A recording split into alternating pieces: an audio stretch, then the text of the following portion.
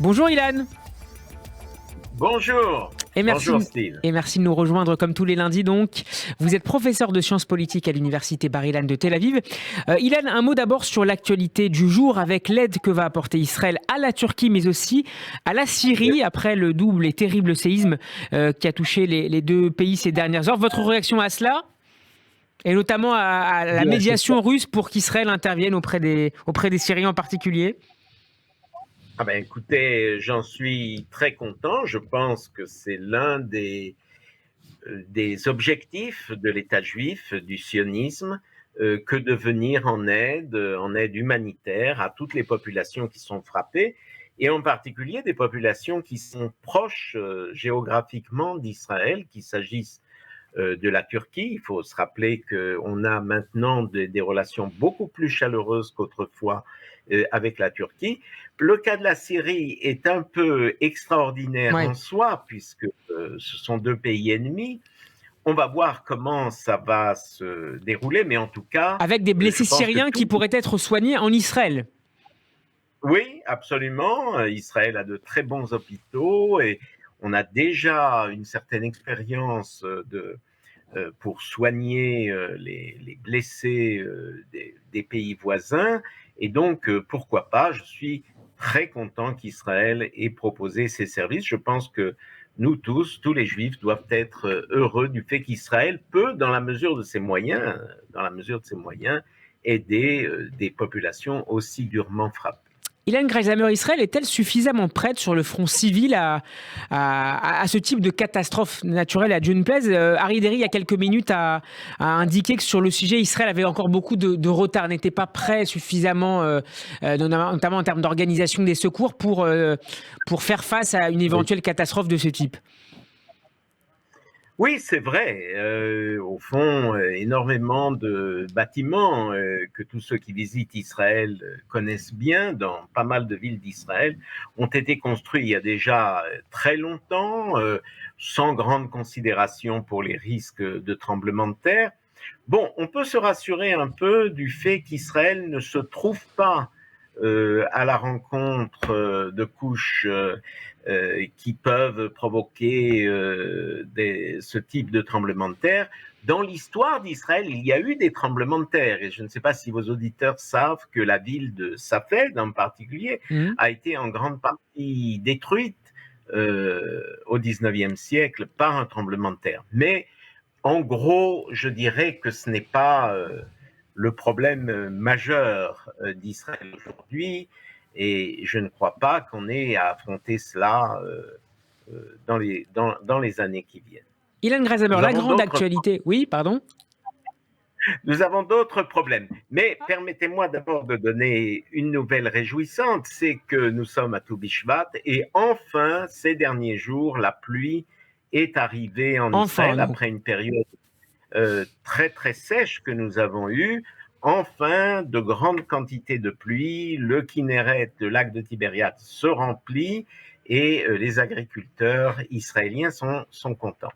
Alors, l'autre actualité importante de la semaine, c'est une nouvelle fois la révolution judiciaire.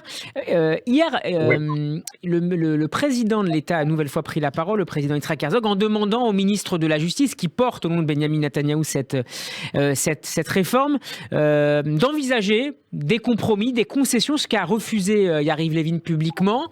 Comment tout cela peut se régler ? Hors compromis.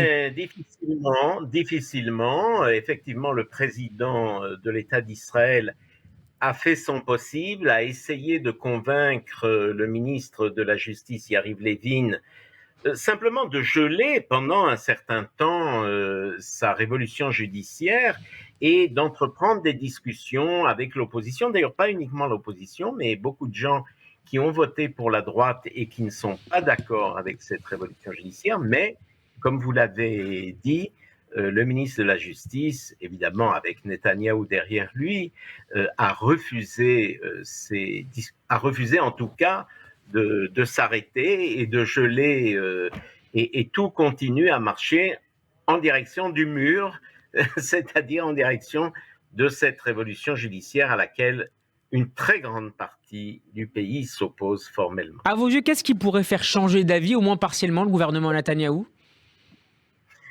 Eh bien, pas grand-chose. Je ne vois vraiment pas, parce que en ce qui concerne Levin et Netanyahou, ils sont décidés à 100% d'aller à pleine vitesse en direction de cette...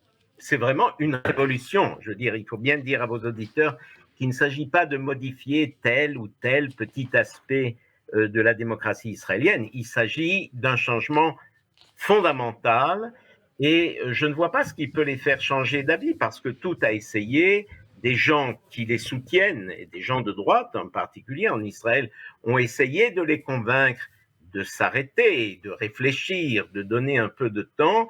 Et pour l'instant, rien n'est sorti de cela. Et donc, Israël est vraiment coupé en deux. Ceux qui sont pour soutenir le gouvernement et cette révolution judiciaire, et la moitié du pays qui s'y oppose de façon radicale et qui manifeste de toutes sortes de façons pour le dire. Ilan, justement, comme politologue, comme citoyen israélien, est-ce que vous êtes inquiet devant le durcissement du discours public, du discours politique? On a beaucoup parlé en Israël ces derniers jours des déclarations, et notamment d'un poste d'un ancien militaire qui avait été concerné par la frappe contre Irak, la centrale irakienne en 1981. On a écouté également la réaction de Benjamin Netanyahu avant de prendre l'avion pour rentrer de Paris. Est-ce que vous vous inquiétez de ce climat politique particulièrement agressif? Oui, oui, bien sûr, on ne peut qu'être inquiet face à cela, mais je dirais que c'est des deux côtés. Il y a un durcissement, une radicalisation qui fait, comme je le disais, que le pays est actuellement coupé en deux. Alors, qu'est-ce qui reste? Il reste le président de l'État d'Israël qui peut essayer, faire de son mieux pour rapprocher les points de vue. On a vu qu'il a essayé de le faire, le président Herzog a fait de son mieux, mais pour l'instant, ça ne marche pas. Et chacun des deux camps s'enferme en quelque sorte dans son opposition qui est de plus en plus radicale, d'où, comme vous le mentionniez, des gens qui commencent à dire n'importe quoi du type je vais tout faire sauter, je vais quitter le pays et faire ma yérida, je vais... Donc, on en arrive à un point de radicalisation. Moi qui suis depuis très longtemps en Israël, je n'ai pas connu jusqu'à présent une atmosphère de ce genre. Même pendant les années qui ont suivi Oslo? Oui, parce que sur Oslo, il y avait une controverse en ce qui concerne le processus de paix avec les Palestiniens.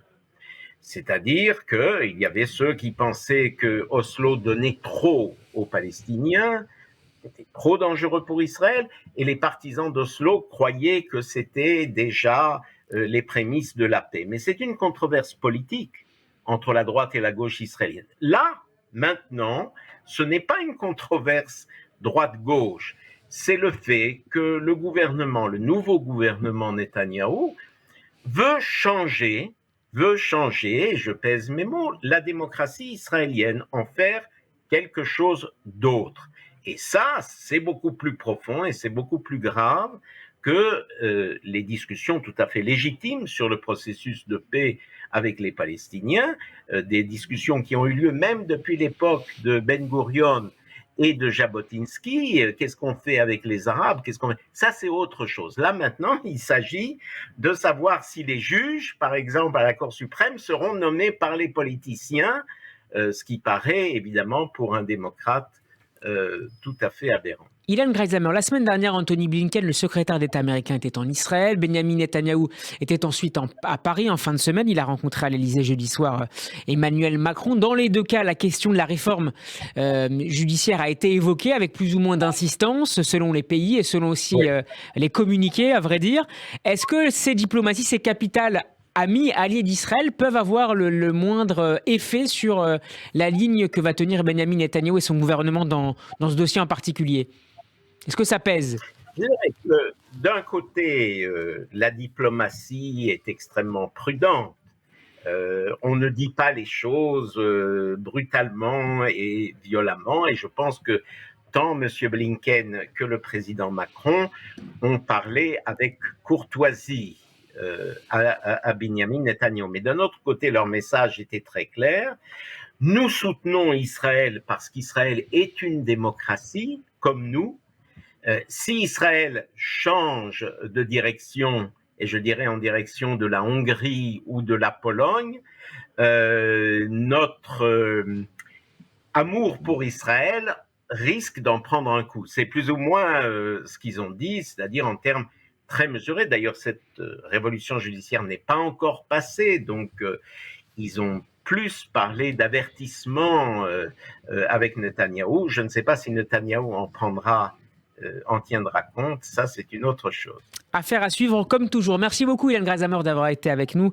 Je rappelle que vous êtes professeur de sciences politiques à l'université de Bar-Ilan et qu'on peut vous réécouter toute la semaine en podcast sur radioj.fr et sur la page YouTube de Radio J. Bonne semaine à vous, bonne fête de Tou Bishvat et à lundi prochain sur Radio J. Bonne fête de Tou Bishvat et bonne semaine. À bientôt. Merci à vous.